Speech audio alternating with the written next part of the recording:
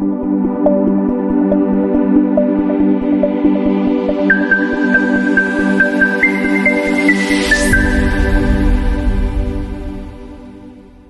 Guys, എല്ലാവർക്കും real life of മല്ലൂസിൻ്റെ മറ്റൊരു വീഡിയോയിലേക്ക് സ്വാഗതം. അപ്പോൾ ഇന്ന് ഞാൻ പറയാൻ പോകുന്നത്, ഒത്തിരി സ്റ്റുഡൻസ് എനിക്ക് മെസ്സേജ് ചെയ്തതാണ്, ബ്രോ റിജക്ഷൻ വരാണ്ടിരിക്കാൻ ഒരു വീഡിയോ ചെയ്യണമെന്ന്.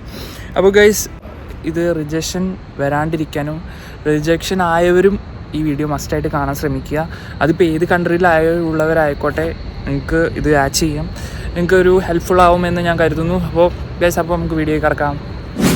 ഗൈസ്, അപ്പോൾ റിജക്ഷൻ കിട്ടാതിരിക്കാൻ നിങ്ങൾ ഫസ്റ്റ് ഓഫ് ഓൾ ചെയ്യേണ്ട ഒറ്റ കാര്യം എന്ന് പറഞ്ഞാൽ നിങ്ങളുടെ പ്രൊഫൈലാണ്. പ്രൊഫൈൽ എത്രത്തോളം നല്ലതാണോ അത്രത്തോളം നിങ്ങൾക്ക് സാധ്യതകൾ കൂടുതലാണ്.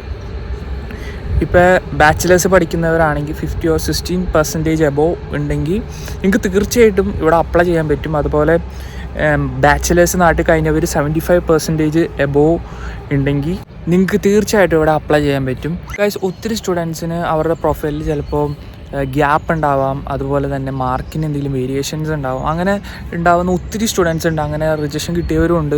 അപ്പോൾ ഇങ്ങനെ ഗ്യാപ്പുള്ളവരോട് എനിക്ക് പറയാനുള്ളത്, നിങ്ങൾ ആ ഗ്യാപ്പിൻ്റെ സ്ഥാനത്ത് നിങ്ങൾ എന്തെങ്കിലും ചെയ്തിട്ടുണ്ടെങ്കിൽ അത് ഫില്ല് ചെയ്യാൻ നോക്കുക. അതുപോലെ തന്നെ ഗ്യാപ്പ് ഒരുവിധം മിക്ക കൺട്രികളിലും ഒരു പ്രശ്നം തന്നെയാണ്. ചിലയിടത്ത് കൂടുതൽ ഗ്യാപ്പ് അക്സെപ്റ്റബിളാണ്. അങ്ങനെ ഓരോ കൺട്രിക്കും പലതായ ഗ്യാപ്പുകളാണ്. അത് നിങ്ങൾ ജസ്റ്റ് ഒന്ന് ഗൂഗിളിൽ നോക്കിയാൽ മതി, അപ്പോൾ നിങ്ങൾക്ക് മനസ്സിലാവും. അപ്പോൾ അതൊക്കെ നോക്കിയിട്ട് നിങ്ങൾ ചെയ്യുക. അതുപോലെ തന്നെ രണ്ടാമത്തെ കാര്യമാണ് SOP. ഇപ്പോൾ ഏത് കൺട്രി പോയാലും നിങ്ങൾക്ക് മസ്റ്റാണ് SOP എന്ന കാര്യം. ഈ SOPയിൽ നിങ്ങൾ നല്ല രീതിയിൽ നിങ്ങൾ എഴുതിയാൽ മാത്രമാണ് നിങ്ങൾക്ക് ഇവിടെ എത്തിപ്പെടാൻ പറ്റുള്ളൂ. SOP എന്ന് പറയുന്നത് ഭയങ്കര ഇമ്പോർട്ടൻ്റ് കാര്യമാണ്. SOP പ്രമാണിച്ച് ഒത്തിരി പേർക്ക് റിജക്ഷൻ കിട്ടിയിട്ടുണ്ട്.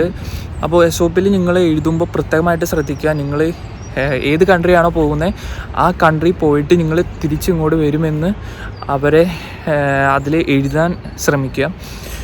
അതുപോലെ തന്നെ മാക്സിമം 3-4 പേജ് SOPയിൽ എഴുതാൻ ശ്രമിക്കണം.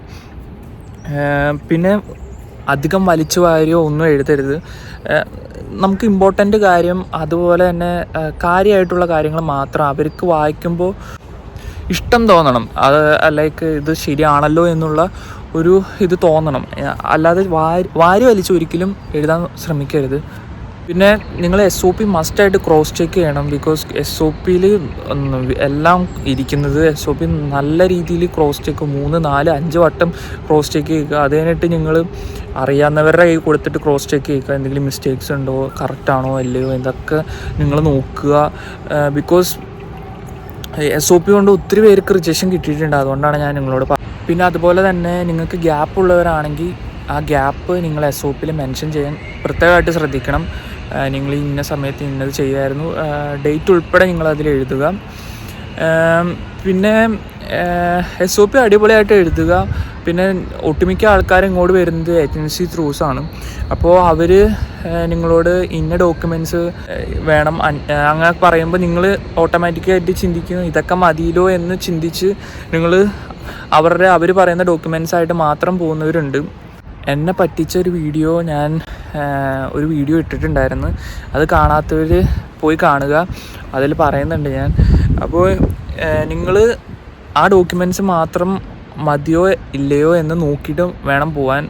ലാസ്റ്റ് നിങ്ങൾ VFSC പോയിട്ട് ഇന്ന ഡോക്യുമെൻറ്റ്സ് മറന്നു എന്ന് പറഞ്ഞിട്ട് ഒരു കാര്യം ഉണ്ടാവില്ല. അപ്പോൾ നിങ്ങൾ ആദ്യം തന്നെ നിങ്ങൾ ഏത് കൺട്രിയിലാണോ പോകുന്നത് ആ കൺട്രിയിൽ ഏതെങ്കിലും സ്റ്റുഡൻസായിട്ട് ബന്ധപ്പെടുക. ഇഷ്ടംപോലെ പ്ലാറ്റ്ഫോംസ് ഉണ്ടല്ലോ, Instagram, Facebook, അങ്ങനെ ഒത്തിരി പ്ലാറ്റ്ഫോംസ് ഉണ്ട്. അതിൽ കയറി നിങ്ങൾക്ക് ഒത്തിരി ഫ്രണ്ട്സിനെ കിട്ടും. അപ്പോൾ അതിൽ തന്നെ പോയി നിങ്ങൾ അവരായിട്ട് ഫ്രണ്ട്ഷിപ്പ് കൂടുക. എന്നിട്ട് അവരോട് ജസ്റ്റ് എന്തൊക്കെ ഡോക്യുമെൻറ്റ്സ് അവർ കൊണ്ടുവന്നു ഇതൊക്കെ ചോദിക്കുക.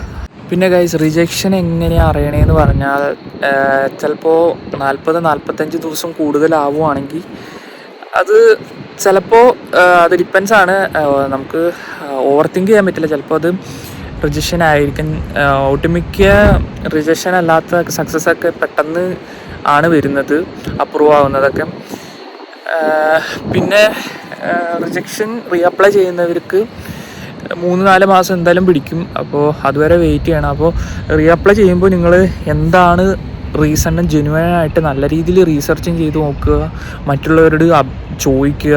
ഇതൊക്കെ ചെയ്തിട്ട് വേണം ചെയ്യേണ്ടത്. ചുമ്മാ ഇതൊരു തമാശയായിട്ട് എടുക്കരുത്. ബിക്കോസ് നമ്മുടെ ഒരു ഫ്യൂച്ചറിന് വേണ്ടിയിട്ടാണ് ഇതിന് മുൻകെയറായിട്ട് നമ്മൾ ചെയ്യുന്നത് ഇതെല്ലാം. അപ്പോൾ മാക്സിമം നിങ്ങൾ സീരിയസ്നെസ് വെച്ച് മാത്രം ചെയ്യുക. ഒത്തിരി പേർക്ക് ഒരു കാരണമില്ലാതെ റിജക്ഷൻ വരുന്നവരുണ്ട്. സത്യം പറഞ്ഞാൽ അതിലൊന്നും എനിക്കൊന്നും പറയാനില്ല ഗൈസ്. അതൊക്കെ എന്താ, അങ്ങനെ ഒത്തിരി ഉണ്ട്. അതിൽ നമ്മളൊക്കെ എന്ത് പറയാനാണ്, അതൊക്കെ എന്തോ ലക്കാണ് സത്യം പറഞ്ഞാൽ ഈ വിസ എന്ന് പറയുന്നത്. ഒത്തിരി സ്റ്റുഡൻസ് മാർക്ക് കുറഞ്ഞവരൊക്കെ ഉണ്ട്. അപ്പോൾ അവരൊക്കെ ചിലപ്പോൾ 2-3% താഴെ ആയിരിക്കാം ഈ പറയുന്ന മാർക്കിനേക്കാളും. അപ്പോൾ നിങ്ങൾ ചിലപ്പോൾ ഏജൻസിയായിട്ട് ബന്ധപ്പെടുമ്പോൾ അവർ പറയും നമുക്ക് നോക്കാം എന്ന് പറയും. അപ്പോൾ കൂടുതലായിട്ട് എക്സ്പെക്റ്റ് ചെയ്യുന്ന സ്റ്റുഡൻസ് ഉണ്ട്, എങ്ങനെയെങ്കിലും എത്തിപ്പെടണമല്ലോ എന്ന്. അപ്പോൾ ലാസ്റ്റ് അവർ നമ്മളെ ടൈം മാത്രം കളയും, നമ്മളവിടെ പെട്ടുപോകും. അപ്പോൾ എനിക്ക് അങ്ങനെയുള്ളവരോട് എനിക്ക് പറയാനുള്ളത്, നിങ്ങളപ്പോൾ എന്ത് ചെയ്യണമെന്ന് പറഞ്ഞാൽ നിങ്ങൾ നേരിട്ട് ഇപ്പോൾ ഏത് യൂണിവേഴ്സിറ്റി ആണോ, പ്രൈവറ്റ് യൂണിവേഴ്സിറ്റി ആണോ, നിങ്ങൾ ജസ്റ്റ് അവരുടെ വെബ്സൈറ്റിൽ കയറുക. വെബ്സൈറ്റിൽ കയറിയിട്ട് നിങ്ങൾ ജസ്റ്റ് അവരായിട്ട് സ്റ്റുഡൻറ്റ് സപ്പോർട്ട് പോലത്തെ എന്തെങ്കിലും ഒരു ഹെൽപ്പ് ലൈൻ നമ്പർ ഉണ്ടാവും, അവരായിട്ട് നേരിട്ട് സംസാരിക്കുക. എനിക്ക് ഇങ്ങനെയൊക്കെയാണ്. അപ്പോൾ അവരെന്താണ് നിങ്ങളോട് പറയുന്നത് അതായിരിക്കും ഫൈനൽ ഡിസിഷൻ. ബിക്കോസ് ഏതൊക്കെ ഏജൻസി ആണെങ്കിലും ഏതൊക്കെയാണെങ്കിലും അവർ ഇതുപോലെ തന്നെ യൂണിവേഴ്സിറ്റിയെ ബന്ധപ്പെട്ട് അവർ ജസ്റ്റ് അപ്ലൈ ചെയ്യാനൊക്കെ നോക്കി നിങ്ങളുടെ ടൈം മാത്രം കളയുള്ളൂ. അപ്പോൾ എങ്ങനെയെങ്കിലും ലക്കിനെങ്ങാനും നിങ്ങൾക്ക് കിട്ടി അവർക്ക് പൈസ കിട്ടും. കിട്ടാത്തൊരു ഇഷ്ടം പോലെയുണ്ട്. അതുകൊണ്ടാണ് ഞാൻ നിങ്ങളോട് പറഞ്ഞത്, നിങ്ങൾ മാക്സിമം നിങ്ങൾ തന്നെ വെബ്സൈറ്റിൽ കയറിയിട്ട് നിങ്ങൾ തന്നെ ജസ്റ്റ് റിസർച്ച് ചെയ്ത് ഏത് യൂണിവേഴ്സിറ്റിയാണ് വേണ്ടത് അവരുടെ ഹെൽപ്പ് ലൈനിൽ കയറിയിട്ട് അവരോട് മെസ്സേജ് ചെയ്യുക, എനിക്ക് ഇങ്ങനെയൊക്കെ ഉണ്ട്. അപ്പോൾ കിട്ടില്ലെന്ന് പറയുകയാണെങ്കിൽ നിങ്ങൾ ഈ ഒരു പണിക്ക് പോകരുത്. ബിക്കോസ് എന്നിട്ടും എക്സ്പെക്റ്റേഷൻ കൊണ്ട് നിങ്ങൾക്ക് പിന്നെ സങ്കടം വരും. അതുകൊണ്ടാണ് ഞാൻ നിങ്ങളോട് പറയുന്നത്, ഒരു ഏജൻസിക്ക് കിട്ടുന്നതിനേക്കാളും ഫാസ്റ്റായിട്ട് നിങ്ങളുടെ പ്രോസസ്സിങ്ങും നിങ്ങളുടെ ഇതിന് റിപ്ലൈ നമ്മുടെ യൂണിവേഴ്സിറ്റീസ് തരും. അതുകൊണ്ട് നിങ്ങൾ മാക്സിമം നേരിട്ട് തന്നെ അവരായിട്ട് കോൺടാക്റ്റും അപ്ലൈയും ചെയ്ത് നോക്കുക.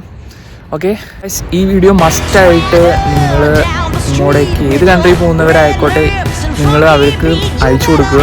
അവർക്കും ഒരു ഹെൽപ്ഫുള്ളായിക്കോട്ടെ. അതുപോലെ തന്നെ റിജക്ഷൻ കിട്ടിയ ഒത്തിരി സ്റ്റുഡൻസ് ഉണ്ട്, അവരോടും എനിക്ക് പറയാനുള്ള കാര്യമാണ്. അപ്പോൾ ഈ വീഡിയോ നിങ്ങൾക്ക് ഇഷ്ടപ്പെട്ടു എന്ന് കരുതുന്നു. അപ്പോൾ നമുക്ക് അടുത്ത വീഡിയോ കാണാം. Bye bye.